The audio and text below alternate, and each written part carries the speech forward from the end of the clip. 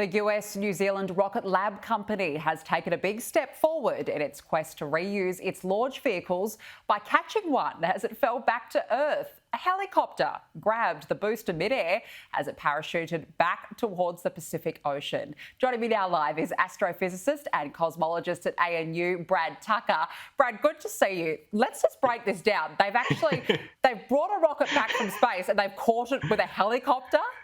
Yeah, I know. It does sound kind of out there, and it's a really cool achievement, right? It's like, hey, rocket science isn't hard enough. Let's add a helicopter into this.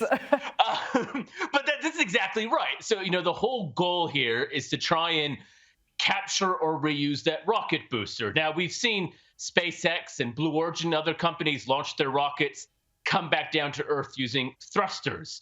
Now, Rocket Labs, their rocket is a bit smaller than that. Now, because the whole design is a smaller rocket that takes a bunch of smaller satellites up.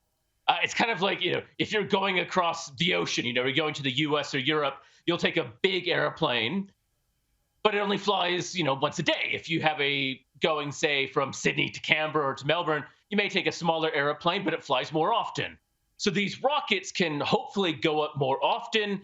And by doing so more often gives more options. So that means the rocket already is a bit smaller. So their idea was, well, as this rocket comes down, they will deploy a parachute, as you're seeing kind of to the bottom, and then a big Sikorsky helicopter dangles a rope with a hook and grabs onto the top of the parachute to catch the rocket. So the idea here is then they can hold onto it and then take it back to the launch pad, or essentially the airport, the helipad, land the rocket and make it reusable for a fairly simple, cheap way. And they essentially did that. They did catch it. Now, they weren't fully happy with how accurate or how good they grabbed onto it, so they did release it. But essentially, this was their first time of doing it, and they pretty much nailed it. So a very interesting way of making rockets reusable for fairly straightforward kind of technique. It's the ultimate arcade game, essentially, totally. right? Yeah. It really, and just watching that, I just feel like, Brad, it looks difficult. There's a lot that could go wrong here. You've really got one shot at it. Am I right? Exactly. In fact, this is why on this time they released it after catching it, because they weren't perfectly happy. Because again, this rocket is still quite heavy. It's multiple tons coming down. And even though the parachute's slowing down, it's still descending pretty fast, and you're trying to hook it.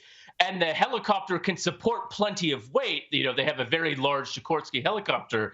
But again, you want to make sure it's right so it doesn't throw off the balance. There's so many things that can go wrong. But as a first time, it worked pretty well. And obviously, they're hoping for the future missions that this becomes their avenue of making it recoverable. Because if you can reuse that rocket booster even twice, then your cost of building the rocket is now spread over 2 launches. And then if you use it 3 times, you reduce it by 3 and so on. This is how companies are now sending satellites so cheap, is by having the components reusable. Fascinating, and I guess a good way to save money and save costs, so good on them. Yeah. Now let's move on, because Boeing is hoping that third time is going to be a charm with their final test of their new space capsule. Take us through it. Yeah, so called Boeing STARLINER, they're trying to do their orbital flight test 2. So NASA years ago awarded Boeing and SpaceX contracts to develop a system to take humans, in particular astronauts, to the International Space Station. This was after retiring the space shuttle.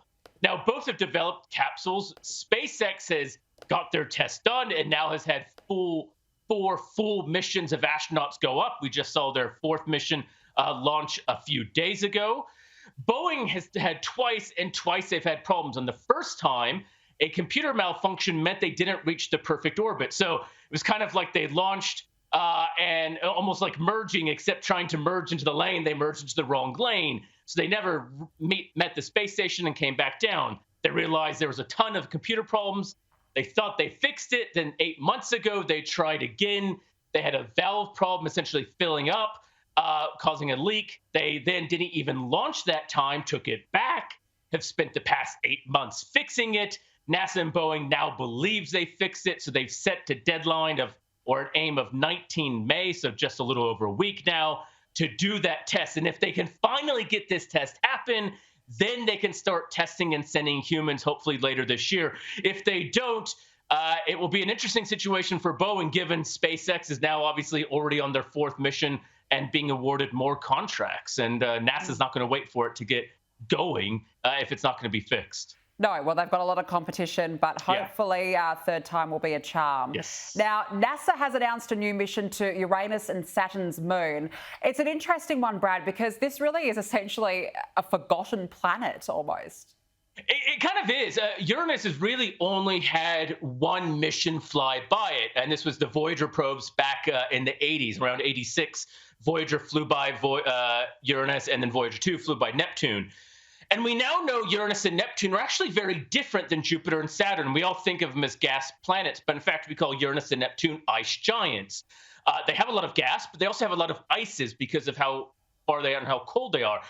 And this actually means that when we look at other solar systems, other star systems, all these exoplanets, we actually see a lot of things like Uranus and Neptune.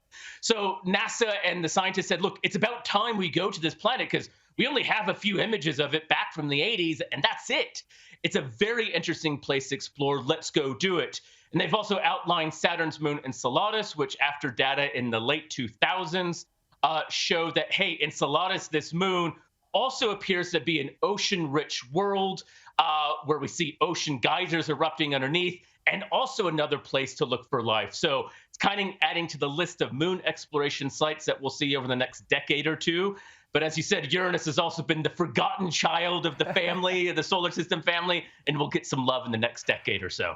Good. Finally, it's getting a little bit more attention compared to its brothers and sisters out in the space world. Now, China, we know, Brad, is quite a big player when it comes to the space world. And they've even got big plans now, big plans to finish its space station. What more can you tell us? Yeah, so China has recently just finished their first 6-month mission to the space station, the Chinese space station, the Tiangong space station. Now, 6 months is kind of the standard now. The Americans and Russians and Europeans spend on the International Space Station. And so what they said now is, yep, we've gotten the first module done. We've done our first main mission. We now need 6 major more missions to complete the space station, including adding 2 more modules. And they said they want to do all of this by the end of the year. Now, it's already May. That's not a long time frame. And so they are really ambitiously trying to roll out the completion of their International Space Station for them, what is called the Tiangong Space Station. And this would then start full rotation of 6-month missions of astronauts, again, like we see on an International Space Station. It comes at an interesting time as Russia considers its role in the International Space Station with the Americans and Europeans due to restrictions and sanctions based on the Ukraine invasion. So China seems to be saying, hey, not only do we want to build it up even faster and get it ready, but they've also said they are going to be working with other countries to host them, kind of having a second competing space station. And so it seems that maybe down the road, Russia will quickly start working. Again, this is kind of speculation as now, but it doesn't seem to be the case with the Chinese on their space station as they stop work potentially on the International Space Station. So definitely a changing of political guards and space cooperation in rapid detail. And China's responding to that just by building quicker and faster. So politics in space and politics right where we are right now. Fascinating, isn't it, Brad Tucker? We have to leave it there. Thank you very much for joining us as always. Appreciate it. Take care.